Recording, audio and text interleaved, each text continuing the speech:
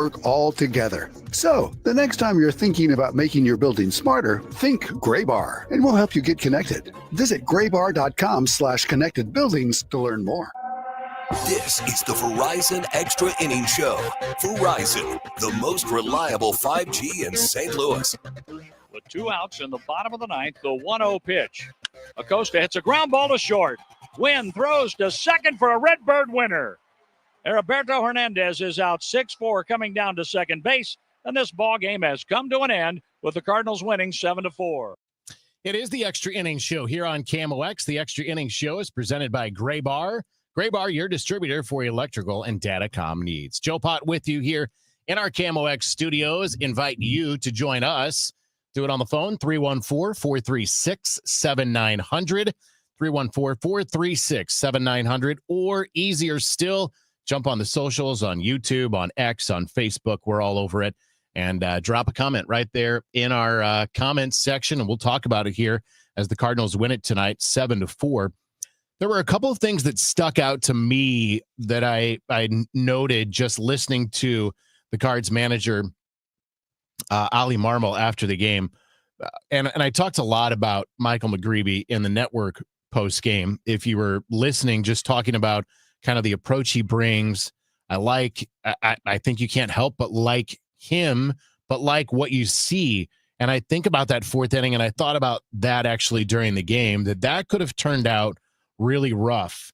After a couple of errors, he could have been shaken by his own error, and he wasn't. He laughed it off. He made the play. He came back to retire the next 3. I also felt like that sixth inning, gave up 3 hits in that inning, I guess, and hit a batter. So he hits Heriberto Hernandez with 2 outs, with runners on, 2 runs already in, and then he immediately buckles down and gets Wagaman on a swinging strike. I think those are the kind of things that if you were listening to Oliver Marmol in the days and weeks leading up to McGreevy coming up here, he said over and over that it was not just about Michael McGreevy coming up here and physically making a major league start, what it was going to be about. Because we've seen that, right? We saw that last year a couple of times. We saw it down the stretch a little bit more consistently. But what he was pushing for and what he was virtually lobbying for was to have Michael McGreevy up here to make the start, but then to also do the other things that big league pitchers do. Not make the start, go back down to Memphis, and maybe come back up in a week, 10 days, whatever it was, make another start. No, it was debrief with the big league staff. It was go through those 5 days between starts with the big league staff, throw your bullpen, make adjustments. All of those things are what make a good pitcher a big league pitcher. And I think those are the things we're seeing now as Michael McGreevy gets more comfortable. And that's what he said post-game tonight, as we heard from him, as he was talking about the things that he's doing, just learning to be a big league pitcher, learning to be a major leaguer. Those are all of those things that you have to then settle into. Those are the routines, and that ultimately is what makes you a successful big league pitcher. And now he threw his fourth straight game of 6 innings tonight. And probably if it's not for getting a little bit up in the pitch count in that 6th inning, he probably has a chance to go into the 7th, right? He gives up 4 runs. Only 3 of them were earned. Obviously, one of those errors on him. It was just a really good start. Did not walk a batter. And in fact, until the 9th, the Cardinals didn't walk a batter. Riley O'Brien walks 2 to start the 9th and then comes back and retires the side to get out of it. Sam gives us a comment on the stream, says it was a nice start from McGreevy, and it was good to see him not let his error snowball on him. And he had that up there before I even said that.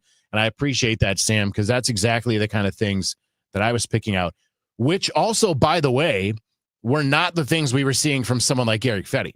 So we were seeing those non-competitive starts, but we were also seeing, a walk in an inning or a couple walks in an inning blows up, and it doesn't get shut down at a 2-run inning. It becomes a 4-run inning or a 5-run inning. You were seeing that from Eric Fetty. And I'm only using Eric Fetty because, let's be honest, you've also seen it from Miles Michaelis. We've seen it from Palante. We've even seen it from Sonny Gray on occasion. I say Eric Fetty because ultimately he was optioned, or he was DFA'd in favor of Michael McGreevy. So the other thing that I heard Oliver Marmol say tonight, which is something that I have said and thought about a lot this year, would we all love to see a thumping team, a higher slugging team? Yes, we would. Yes, I would. Oliver Marmol has said that. He said those good teams, they have sluggers in the middle of the lineup. This team does not. It just doesn't. So when this team is good, it is just being relentless.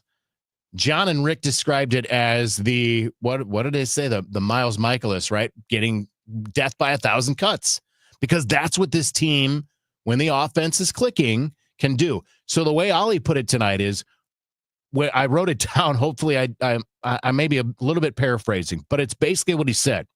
When we collect hits and we don't try to do too much, that's when you see what this offense can do.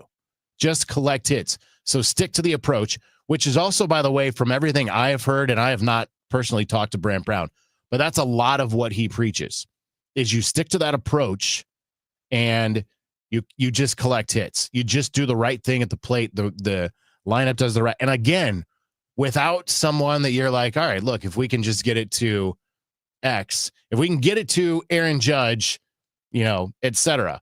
There is no Aaron Judge on this team. There's nobody that you can say, look, we can just get it back around to so-and-so and then hope for that 3-run home run. That's not happening with this team. So if they expect to have success offensively, it has to come the way it has come the last couple of nights. And that is to collect the hits and, again, just stick to the approach. Unfortunately, that also means you're counting on your starting pitcher to be pretty good, because we saw a couple of nights ago against the Yankees, they collected the hits. They strung the hits together, but they had a terrible start, and they couldn't overcome that despite the fact that they were getting the hits and they were scoring the runs. They scored 7 runs off of Max Fried the other night. Fried had been dominant against the Cardinals, and it was the starting pitching. So tonight, you get both sides. You get a really good start. The bullpen has been decent and was decent again tonight, was better than decent tonight. And you get that relentless offense that we have seen from this Cardinals team. So lots of good things, I think, over the last couple of nights. And ultimately, at this point in the season, that's what you want, right? You want to pick out those things that are going well, those things that are positive. Michael McGreevy, obviously a positive, and from all accounts, I think you would expect that to continue right through the vast part of the rest of the season. I don't know what they're looking at as far as innings. I imagine obviously they're watching that very closely. I think he made 15 starts at the AAA level as well. So you're going to look at that, and you're certainly not going to put him in a spot where he's pushing too far past that career high as far as innings pitched are concerned. But I think for the majority of what is left of this season, you expect Michael McGreevy to be doing this for you every 5th day, which is great. And I think something that you absolutely are then projecting to 2026 and beyond, which, if you look at the whole team, there's not a lot you can do that with. There are not a lot of pieces that you're like, yes, I am 100% projecting this to be into 2026 and beyond. And a big reason, obviously, is the change in regime, because you really don't know who's going to be here, who's not. We know, at least from what we were told, there had been some interest in some left-handed bats. There were not the offers that were going to blow you away, were the words that John Mozeliak used. But perhaps they are offers that improve in the offseason and offers that Chaim Bloom likes better than John Mozeliak did. And I think that's the whole thing that we just don't know yet. This is Chaim's team going from 2026 forward. So I think there is so much that could be so different.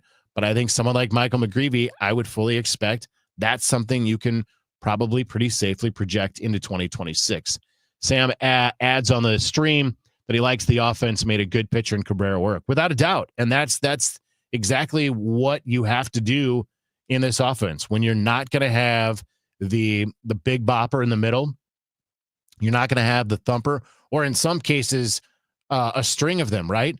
Well, we were just talking about what the Yankees did to start the game with Judge and Bellinger and Stanton. And you look at Ohtani and Freeman in LA and what that looks like in Betts, where you just have that section of the lineup. Go think all the way back to 2004 in the MV3, right? And you had Pujols and Edmonds and Roland. You don't have a section of that lineup, of this lineup, that's going to scare you, that's going to do that to you. So you have to hope for this kind of string of hits as they did tonight. Carlos Merriweather on the stream says the Cardinals played smart baseball. He likes Nathan Church playing like a big leaguer the last 2 games. Love to see him fighting for an outfield spot in 2026. Carlos, I agree with you. And that was, again, something that John and Rick brought up on the broadcast. Here's a guy who is 2 games into his major league career that is still searching for his big league hit, his first big league hit. But that does not preclude him from laying down a perfect squeeze bunt in the 5th inning to get a run in, to add an insurance run to, a game at the time that was kind of like, that was in the 5th. So the Marlins had gotten those 2 in the 4th. You end up getting those 2 back in the 5th. The Marlins get the 2 in the 6th. You felt like for a bit, it could be kind of one of those games to go back and forth. So any extra run that you can steal like that. And by the way, the Cardinals did a bit more running tonight. Augustin Ramirez has been brutal behind the plate. I was talking about it with Kyle, our producer here tonight, that it's rough to watch some of the things that he's doing behind the plate. And Kevin Wheeler had the post-game show last night. That's a former catcher back there. He had to really be hurting watching Augustin Ramirez in the way he performed last night and tonight. But those little things certainly help you win ball games. And when you're not winning ball games a great deal, you want to see those things when you have the chance to push one over the edge, and you have the chance to maybe add some insurance. Let's take a break here. We've got another segment coming up of the Extra Innings Show. We'll certainly continue to talk to you. Put those comments in the stream, Facebook, X, YouTube, or give us a call, 314-436-7900. We got a little bit more time to go. We'll come back after this on KMOX. You are a successful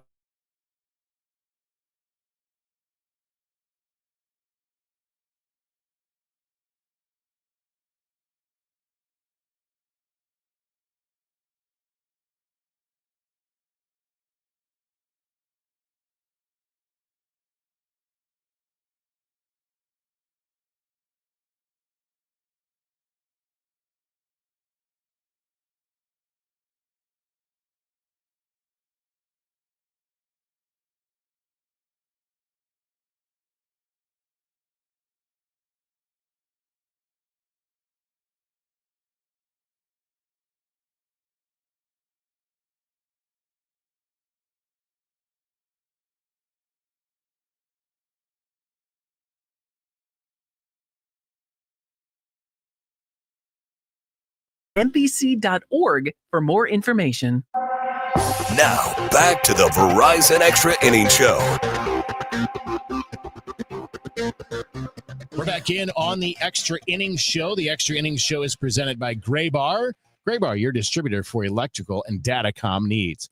Joe Pott back with you as the Cardinals win it tonight by a final of 7-4. We're happy to take your comments here for the next few minutes. Call us if you want, 314-436-7900, or drop a comment right there on the stream. Henry, you left a comment, but I think you hit enter too quick. I don't know what you were quite trying to get to. The team maybe made a statement. Is that? Yes, the team made a statement win tonight and punched back. I agree. You said they have all season. Maybe not all season, but I do agree that this is the kind of game that this team can win and can play. It's the kind of game that we have seen from this team. I think, as I've said, when it's at its best, which unfortunately it's not always at its best, right? But when it's at its best, this is the kind of game that this Cardinals team can win. When they get good starting pitching and when they can kind of string those hits together, when we've seen it the last 2 nights, I think. So that's what this team can certainly do. We do have a caller. We'll get to some calls here in just a moment. Don is on the line. I should have guessed it was Don. Don, you're up on KMOX. What's up, man? How you doing, Mr. Joe? Doing good. Yeah, the question I have for you, Joe, is what's the status of Nolan Arenado? Is he going to play for the remaining of the season, or is he still hurting with the shoulder? Yeah, good question. We actually had a chance to hear from him. FanDuel caught up with him in the locker room, in the clubhouse before the game tonight, and there was no time put on it, but he did say that he was working his way back, that he wants to be back in. I think his words were, there are good times coming. So that at least leads me to believe that he is progressing. He is working out in the spring training complex, of course, which is near there, which is why he was with the team here the last couple of nights in the dugout and in the clubhouse. So, yes, at least that would indicate to me that there is some progress being made and that we'll get a chance to see more of Nolan Arenado this year. Yeah, I'm a big Nolan Arenado fan. I want to see him back playing. You know, I've always been a big fan of his, and I want to see him playing third base again. I appreciate it, Don. As always, good to talk to you. Thanks, Joe. Have a good night. You got it. You do the same. Another comment on the stream from a Great Baseball who believes that the young relief pitchers are giving it their all because of the 3 relief pitchers that got traded. They gave them 100% opportunity to prove themselves. That's a great point, and that is something that it's one thing to get the opportunity. It's another thing to take that opportunity. And Mike Claiborne had a chat with Matt Sponson, who we played earlier in the pregame show, and kind of commented on that and talked about having that opportunity. He's a guy that has absolutely seized the opportunity in the bullpen. I think that we always knew that Riley O'Brien could be that guy. And now, as they talked about on the broadcast, is working his way into the really high leverage situations. And it looked like could have been a disaster tonight, and instead turned out to be really good. After the 2 walks, he gets back-to-back strikeouts tonight, and then retires Acosta, or actually technically retired Hernandez, but it was the ball hit by Acosta. So was able to work into trouble, but work out of trouble, which is not always a bad thing, especially as you're learning. Anybody will tell you that when they get the chance to, when a player gets a chance to figure out how to work out of trouble, that's when you know that you've kind of turned that corner, right? When you don't have to go out there and get that player, yank him out because he's in trouble, because you have confidence that he is going to work himself out of trouble, that's a big jump. And maybe that's what we saw tonight from Riley O'Brien. Jojo Romero, it took a while this year. It took a little bit for him to get back to what we saw last year, but I think he's getting there for the most part. So you're right. Great baseball. Good point that those guys are kind of jumping on their opportunity. What's on Deck is sponsored by Chesterfield Fence and Deck, the sign you have the very best, chesterfieldfence.com. Tomorrow, it's another 5:40 start as the series concludes with the Marlins. 4:45 with our pregame show, Andre Palante for the Cards tomorrow, Sandy Alcantara for the Marlins. Palante, 6-10 with a 5.04 ERA. Alcantara, 6-11 with a 6.31 ERA. A couple of guys with a lot of potential, but a couple of guys that probably you'd say haven't realized that full potential. Maybe Alcantara has and then has kind of fallen off, obviously. But Palante, I think, hasn't quite gotten there. We've seen flashes. But we haven't seen a consistent Andre Palante for certain. Big thanks to the voice of the Cardinals, John Rooney, to Rick Horton, to Ryan Schulte. Thanks to Mike Claiborne even. We were grabbing stuff from him for the pregame show tonight. And Kyle Sixta has been right there behind the board all night long, keeping us on time, keeping us in line, and we certainly appreciate that. I'm back tomorrow night. I'll talk to you at 4:45 with the pregame show, 5:40 with our first pitch tomorrow from Miami. Sandy Alcantara, the one-time Cardinal, will throw it against the Cardinals as they go for the series sweep tomorrow. Thanks for all the interaction. Appreciate the calls. Appreciate all of the comments as well. Cardinals going to go for the series sweep tomorrow in Miami. And, of course, we'll have everything for you right here on the voice of St. Louis, the home of the Cardinals, 104.1 FM, KMOX. This is Tom Ackerman, like an MVP candidate, Chesterfield Fence and Deck, one of St. Louis's top